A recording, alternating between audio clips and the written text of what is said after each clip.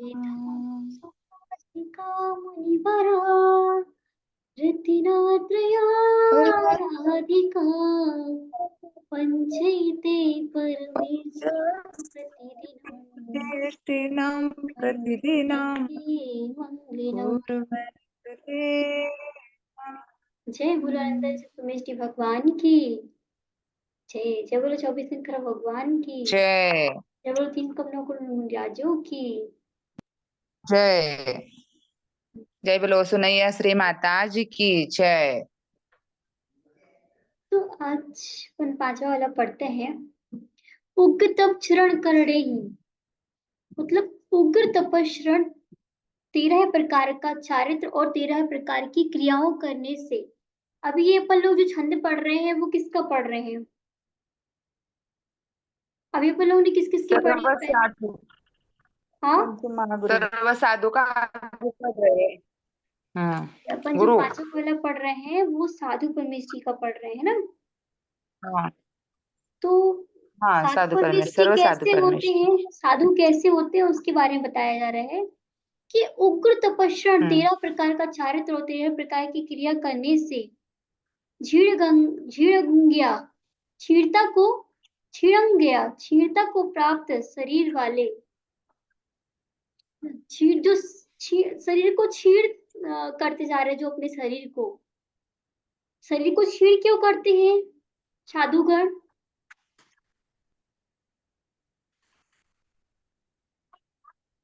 शरीर को छीड़ क्यों करते हैं साधु लोग? कर्मों की निर्जरा करने के लिए। कर्मों की निर्जरा करने के लिए और उत्कृष्ट समाधि हो, है ना। इसलिए उत्कृष्ट समाधि हो, इसलिए अपन तप और त्याग करते हैं। तप और त्याग करते हैं। जैसे कि जब समाधि का हाँ समय आता है तो अपन शरीर को क्षीण बनाने के लिए उपवास वगैरह करने लगते हैं, कहीं कुछ करने लगते हैं। मतलब 3-3 4-4 दिन का उपवास ले लिया, कभी एक दिन छोड़ एक दिन का उपवास ले लिया, है ना। इस प्रकार अपन उपवास करते रहते हैं। और अभी भी अपन जो अपन साधु बने हैं, तैयारी कर रहे हैं, वो किसके लिए तैयारी कर रहे हैं? 13 तप कर रहे हैं, वो किसके लिए तैयारी तैयारी मतलब तप कर रहे हैं? तो उत्कृष्ट समाधि हमारी हो सके, हमें शरीर से ममत्व ना रहे। ठीक है। नमस्ते। धम्म बर झाड़ सो के झाड़म गया। तो धर्म रूप उत्तम ध्यान तथा शुक्ल रूप मुख्य ध्यान को प्राप्त।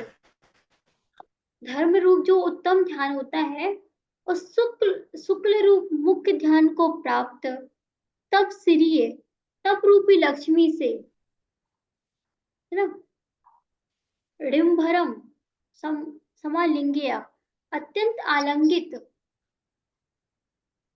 अत्यंत आलंगित, है ना। ते साहिबो वे साधुगण महम मेरे लिए मेरे लिए मुख पह मग गया मोक्ष मार्ग के मार्गदर्शन देने वाले हैं। क्या देने वाले हैं? मोक्ष मार्गदर्शन देने वाले। उग्र तपस्या 13 प्रकार के चारित्र और 13 प्रकार की क्रिया करने से क्षीरता को प्राप्त शरीर वाले धर्म रूप उत्तम ध्यान तथा शुक्ल शुक्ल रूपी मुख्य ध्यान को प्राप्त तप रूपी लक्ष्मी लक्ष्मी से ऋभरम समालिंग्य अत्यंत आलिंगित वे साधुगण मेरे लिए मोक्ष मार्ग में प्रदर्शन देने वाले हैं, मोक्ष मार्ग को मार्गदर्शन देने वाले हैं। ठीक है। अब इसका अपन हिंदी पढ़ते हैं।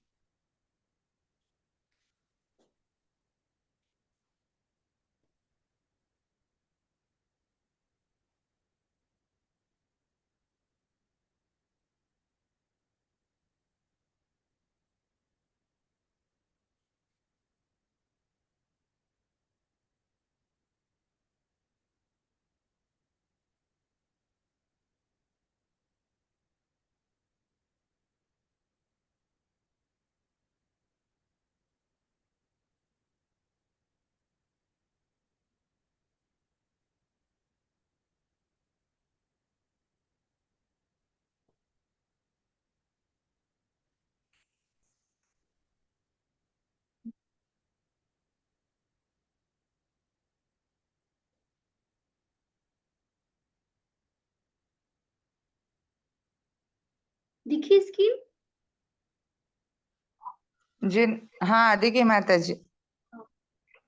तो इसमें बताया गया है कि ध्यान, ज्ञान ध्यान तप लीन निरंतर रत्नत्रयधारी कैसे हैं? ये ज्ञान ठाकुर ध्यान मिष्टी कैसे समाधि होते हैं? ज्ञान ध्यान तप लीन निरंतर रत्नत्रयधारी मुनीश्वरी संति दिगंबर मुनिवर हितकारी भूतल के भगवान आप से भगवत्ता पाऊं रमोलोय सब साहूड़म पद पल पल में गाऊं। तो कैसे है साधु परमेश ज्ञान ध्यान और तप में लीन है। लीन। हाँ। और रत्नत्रयधारी, रत्नत्रयधारी मतलब सम्यक दृष्टि से सम्यक ज्ञान और सम्यक चारित्र से को धारण किए हुए धारण। महामुनीश्वर संत दिगंबर। और कौन है? महामुनि है, संत दिगंबर है, मुनिवर हितकारी जो हित करने वाले हैं। भूतल के भगवान आपसे, भूतल मतलब धरती के जो भगवान है, भूतल के भगवान आपसे भगवत्ता पाऊं। हे भगवान मैं आपसे भगवत्ता पा जाऊं। रमो रमो लोई सब साहुरम पल पल में गाऊं। हम हमेशा पल पल क्या गाएं? रमो रमो लोई। ठीक है, समझ में आया? हाँ अब आप लोग पढ़ो इसका हिंदी। आया। पढ़िए। ज्ञान ध्यान तप लीन निरंतर रत्नत्रयधारी महामुनीश्वर संत दिगंबर मुनिवर हितकारी भूतल के भगवान आपसे भगवंता पाऊं नमो लो ये सब साहू नम पद पल पल में गाऊं। अब कौन पढ़ेगा? सुरेखा, सुरेखा भाभी पढ़िए। जरा चतुर्थ चरण भी समझाओ माता जी। हाँ आ जाओ क्लास। क्या? हाँ चतुर्थ चरण, चतुर्थ चरण जो है जिन शासन के परम प्रभाव, ये भी जरा अर्थ समझाओ उसका भी। मैंने उस मैं दिन बताया नहीं था थी ना? वहां उस दिन। उस दिन नहीं थे आप? हाँ देखो, जिन शासन के परम उस दिन नहीं प्रभावक थे। है बहुश्रुत ज्ञानी, है ना? हम्म। जिन शासन के जो परम प्रभावक है वो क्या है? बहुश्रुत ज्ञानी है। उपाध्याय परमेष्टि कैसे होते हैं? बहुश्रुत ज्ञानी होते हैं। ज्ञान मूर्ति है, ज्ञान प्रदाता। हाँ और उपाध्याय परमेष्टि कैसे होते हैं? ज्ञान के मूर्ति होते हैं और ज्ञान के प्रदाता होते हैं। जीवित जिनवाणी, आप भी जीवित जिनवाणी होते हैं। कौन होते हैं जीवित जिनवाणी? उपाध्याय परमेष्टि। सब शास्त्रों की हृदय आप उपाध्याय होते हैं। परमेष्टि। हाँ, उपाध्याय परमेष्टि कैसे होते हैं? सब शास्त्रों की हृदय होते हैं।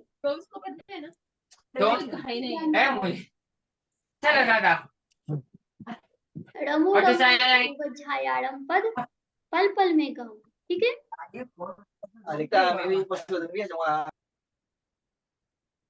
अब इसका वो पांचवे का अर्थ बताते हैं ना। हम्म।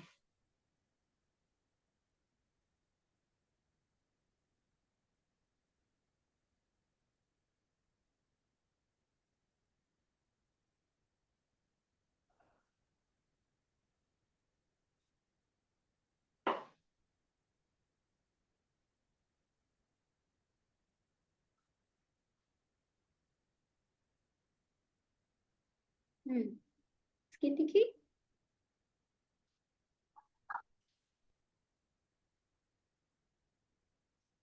हाँ वे कह रहे हैं पांचवे काव्य में कि भ्रमित हुए जीव को गुरु की महिमा कितनी है? अनंत है।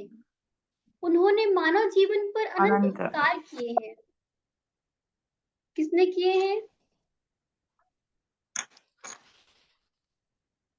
दिगंबर मुनिराज। हम्म, अनंत उपकार किए हैं। उपाध्याय उन्होंने परमेष्टि मनुष्य को लोचनों को उभारा है। क्या किया है? लोचनों को उभारा है, जिसके माध्यम से मनुष्य ने अनंत का दर्शन किया है और आत्म सलाहकार करके परमात्मा बनाने में अग्रसर हुए हैं। परमात्मा बनाने में अग्रसर कौन हुए हैं? गुरु के द्वारा ही हम क्या बने हैं? परमात्मा बने, परमात्मा बन रहे हैं। अगर हमें गुरु का उपदेश नहीं मिले तो क्या हम ज्ञानी हो पाएंगे? क्या हम जान पाएंगे कि मोक्ष क्या है, स्वर्ग क्या है ना? गुरु के उपदेश से ही हम समझ पाते हैं। भारतवर्ष में यह गुरुई परंपरा होती है, ना तो यह भारत भारत न रहकर यूरोप हो जाता, पर यूरोप में साधु संत नहीं होते तो यूरोप अमाननीय हो जाता। मानव मानव मानव बना रहे, यह बात हमें गुरु ने सिखाया है, आपको सिखाया है, पूरे जगत को पढ़ाया है। आज वर्तमान के भौतिक चकाचौंध से ऊपर उठकर मनुष्य को जीवन सन्मार्ग में लगाने का महान कार्य उन्होंने ही किया है। सन्मार्ग को लगाने में किसका दायित्व है? गुरु का। उन गुरु के गुरु का आप गुरु का पर दायित्व अनंत है। उपकार है। उन उपकारों के ऋण को मुक्त होने के लिए हम गुरुओं का स्मरण करते हैं। उन्होंने गुणगान, भक्ति, स्तुतियां आदि करते हैं। जैन जगत में महान आचार्य हुए हैं। आज से लगभग 2100 वर्ष पूर्व उन गुरुओं का गुणगान किया, स्तुति की, उनका स्मरण किया।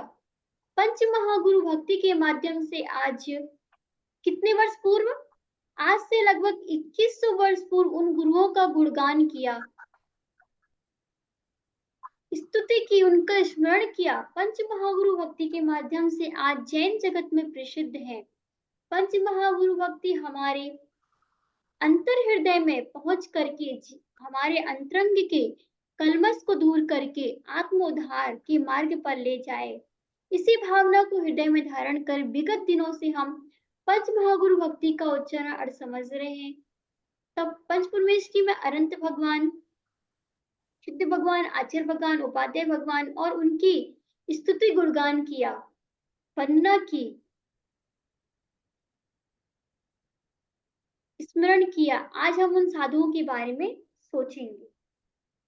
तो वो कैसे हैं साधु, उनके बारे में चर्चा करते हैं।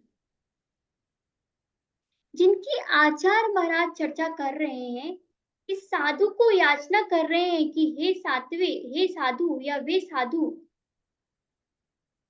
बहुवचन में बोल रहे हैं कि साधु अनेक हैं, क्या करें? महम, मेरे लिए, मोक्षम पहमज्ञया, मोक्ष का मार्ग है। साधु क्या है हमारे लिए? मोक्ष का मार्ग है, पथ है। पहन देसिया, उपदेश देवें। वे साधु कैसे हैं?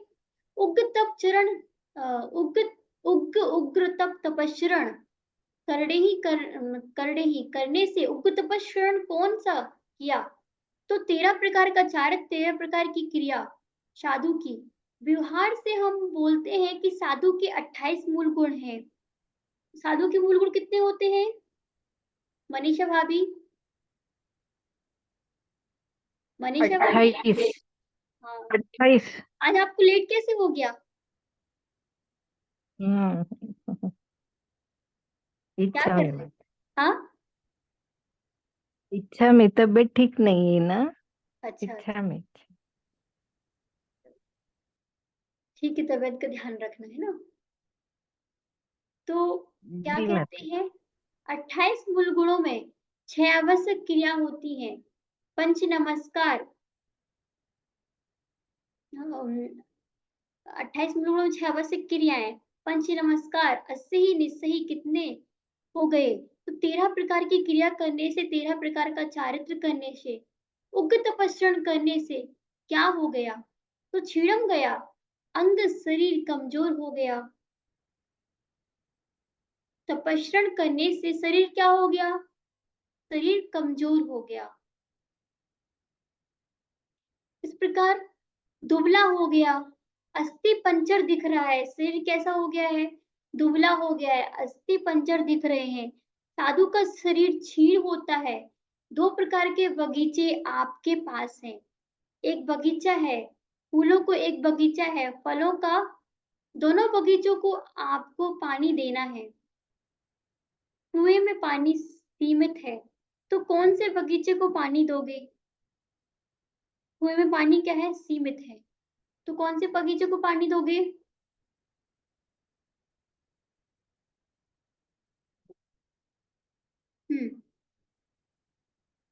साधु का शरीर क्षीण हो, दो प्रकार के बगीचे आपके पास है। तो एक बगीचा है फूलों का और एक बगीचा है फलों का।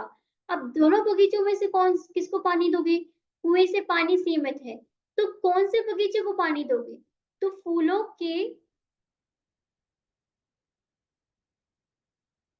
फूलों का दोगे तो बगीचा को आपको पानी देना है। तो कुएं में पानी सीमित ही है, मतलब बहुत अल्प मात्रा में पानी है। तो कह रहे हैं फलों के लिए, फलों की एक बबूल का बगीचा है, एक चंदन का बगीचा है, तो आप किसको पानी देंगे? चंदन पेड़ को पानी देंगे तो बबूल सूख जाएगा। अगर चंदन पेड़ को पानी देंगे तो क्या हो जाएगा? बबूल सूख जाएगा। एक चंदन का बगीचा है, तो अब किसको पानी देंगे? चंदन के पेड़ को दोगे तो बबूल सूख जाएगा, बबूल को दोगे तो चंदन का पेड़ सूख जाएगा। तो फलों के बीच बगीचे को पानी दोगे तो फलों का पेड़ सूख जाएगा। उसी प्रकार उग्र तपस्या करके साधु ने आत्मा के बगीचे को पानी दिया है। किस बगीचे को पानी दिया है?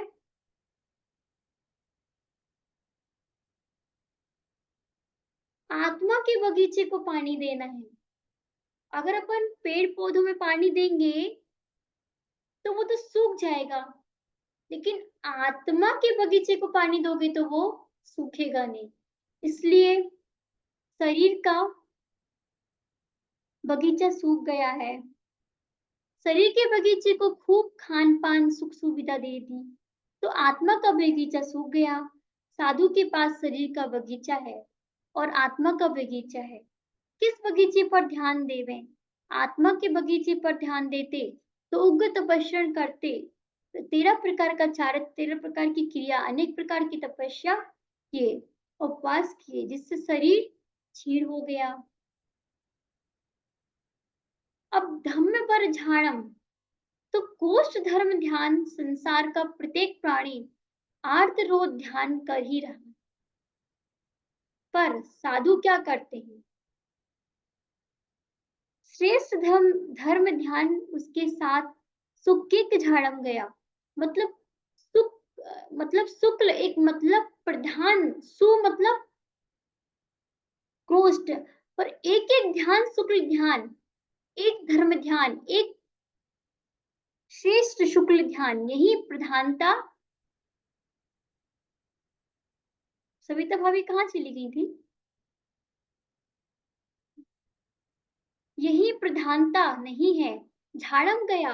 ऐसे ध्यान को कहा है कि प्राप्त साधु आर्तरोध ध्यान का त्याग करके धर्म ध्यान शुक्ल ध्यान में लगे हुए हैं।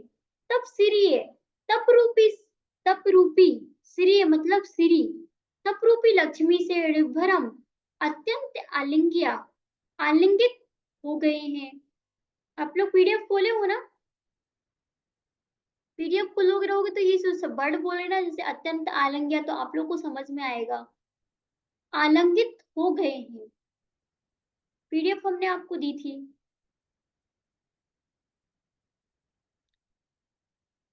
किताब हो तो किताब ठीक है, नहीं तो उसका प्रिंट आउट निकलवा लो इसका, पंच महागुरु भक्ति का, नहीं तो किताब में तो होते ही है, सभी किताबों में होती है ना।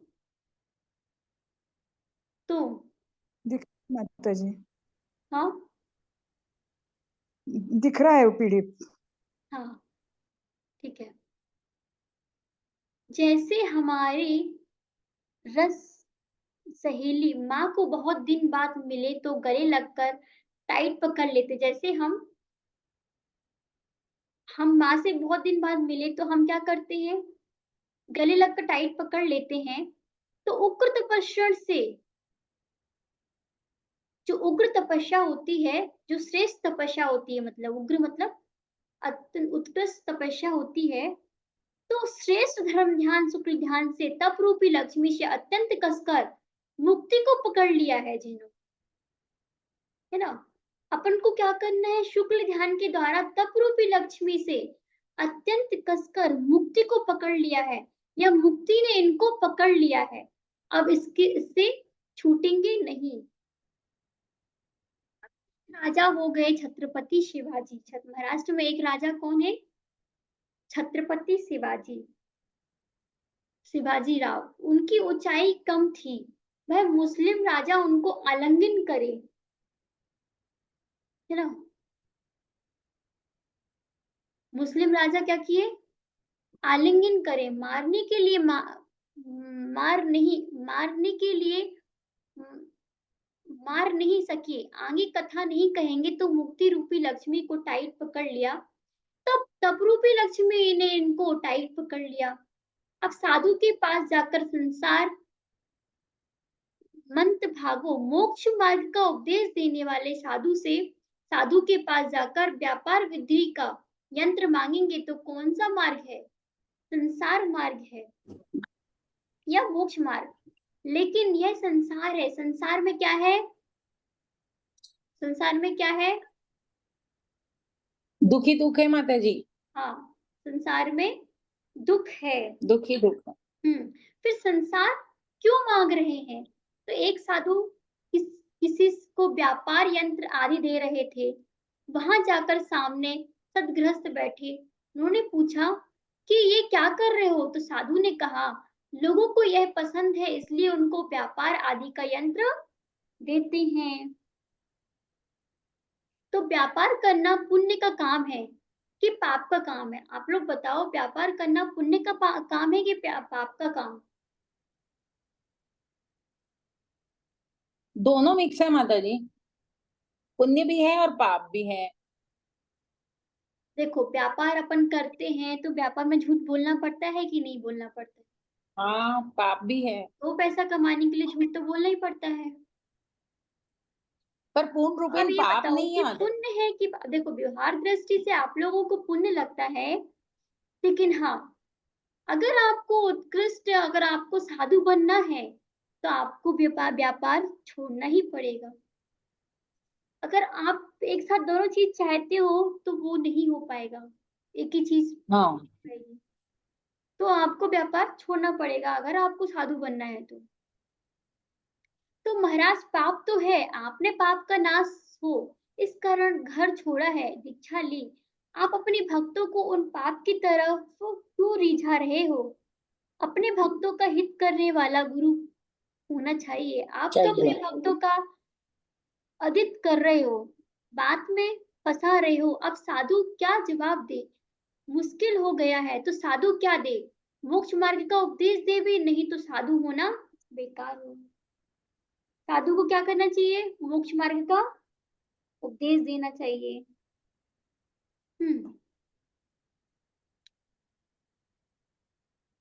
तो उग्र तपस्रण जैसे सिंह निष्ठीकरण, उपवास करना, बारिश में पेड़ के नीचे खड़ा होना, गर्मी में गिरि शिखर में जाकर तपस्या करना, ठंडी में नदी तट पर जाकर ध्यान करते रहे। क्यों पेड़ के नीचे तपस्या कर रहे हैं? बारिश गिरी है, जल्दी सूखेगी नहीं, पेड़ के पत्ते से पानी बूंद बूंद टपकता रहेगा, उसमें जो उपसर्ग हो रहा है उनको सहन करेंगे। इस तरह साधु की अन्य विशेषताएं बताते हैं कि भगवान स्वामी का ये मार्ग है। उन्होंने आचार्य की गरिमा समझाते हुए अनेक प्रकार की गरिमा विश्लेषित करते हुए कहा है कि साधु सिंह सा पराक्रमी होता है। साधु की उपमा किससे दी है? पराक्रम से, श्रेष्ठता से। हाँ, श्रेष्ठ श्रेष्ठ है। साधु की उपमा किससे दी गई है?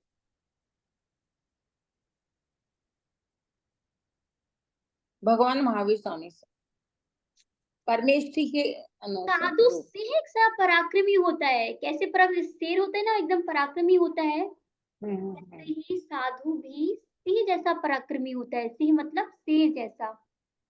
क्योंकि शेरों का कहीं संगठन नहीं होता। शेरों को क्या नहीं होता है? संगठन। ग्रुप नहीं होता उनका कोई। हम्म। भेड़ बकरियों का संगठन होता है, वह अकेले रहता है। उसी प्रकार साधु भी संघ में रहकर भी संगठन में रहना पसंद नहीं करते। संघ में रहकर भी अकेले रहते हैं। विविक्त संन्यासन साधुओं का ही साधु अकेले बैठकर ध्यान करते हैं, भीड़ में बैठकर भी अपने में जाएंगे। भीड़ में रहकर भी साधु कैसे होते हैं? अपने में होते हैं। अपने में लीन रहते हैं, मतलब अलग रहते जैसे शेरों का संगठन नहीं होता, उसी प्रकार साधु का भी संगठन नहीं होता। हम संघ व्यवस्था खराब नहीं कर रहे हैं, हम संघ में रहते तो हैं, पर किसी का झंझट में नहीं रहते। अपने धर्म ध्यान शुक्र ध्यान में लगे रहते हैं। जैसे शेर होता है, मरना स्वीकार कर लेगा लेकिन घास फूस नहीं खाएगा। उसी प्रकार साधु है, समाधि को स्वीकार कर लेते हैं। समाधि साधु कैसे होते हैं?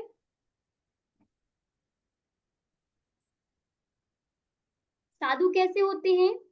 समाधि को तो स्वीकार कर लेते हैं लेकिन मिथ्यात्व का पोषण नहीं करते, है ना? समझ में आया? मिथ्यात्व का सेवन नहीं करते, साधु होते हैं। हाथी जैसे स्वाभिमानी होते हैं। जैसे हाथी सड़क पर चलकर जाता है और उसके पीछे कुत्ते जाते हैं, हाथी मुड़कर देखता भी नहीं है। उसी प्रकार साधु संत हैं, प्रभावना का कार्य करते हैं। उसी प्रकार समाज के कई व्यक्ति जन हैं जो निंदा करते हैं साधु की, साधु उसकी परवाह नहीं करते। साधु की कोई भी निंदा करे लेकिन परवाह करते हैं क्या? नहीं।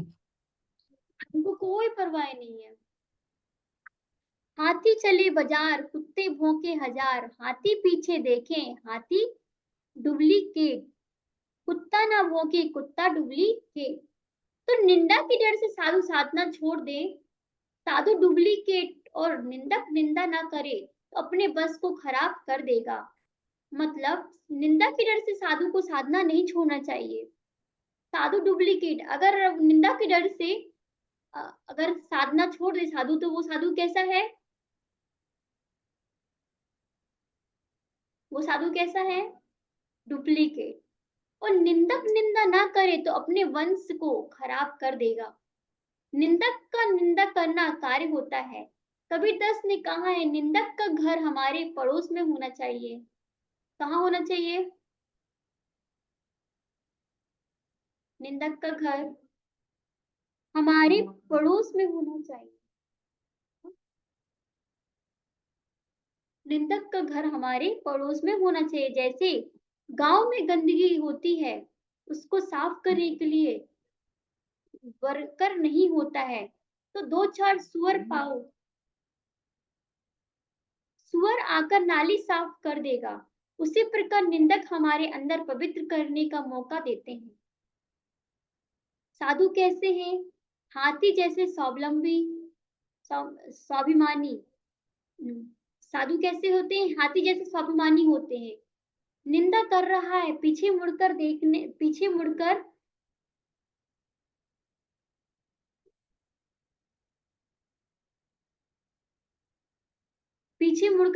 नहीं है। कोई स्तुति कर रहा है तो हर्षित होते नहीं, कोई निंदा करे तो दुखी होते नहीं है। साधु होते हैं, ना हाथी होता है ना अपने मौके पर अपना काम करता है, अपनी ताकत की घोषणा नहीं करता, मार्केटिंग प्रचलन नहीं करता। साधु कैसा होता है? मार्केटिंग प्रचलन नहीं करता। उसी प्रकार साधु अपने साधन का मार्केटिंग नहीं करते, वह साधना करते हैं। वंदना भाभी कहाँ चली गई?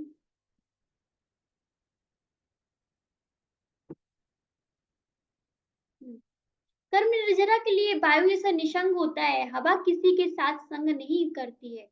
वह हवा फूलों के नगान से बहती है, सुगंध मिलता है, वह हर्षित नहीं होती।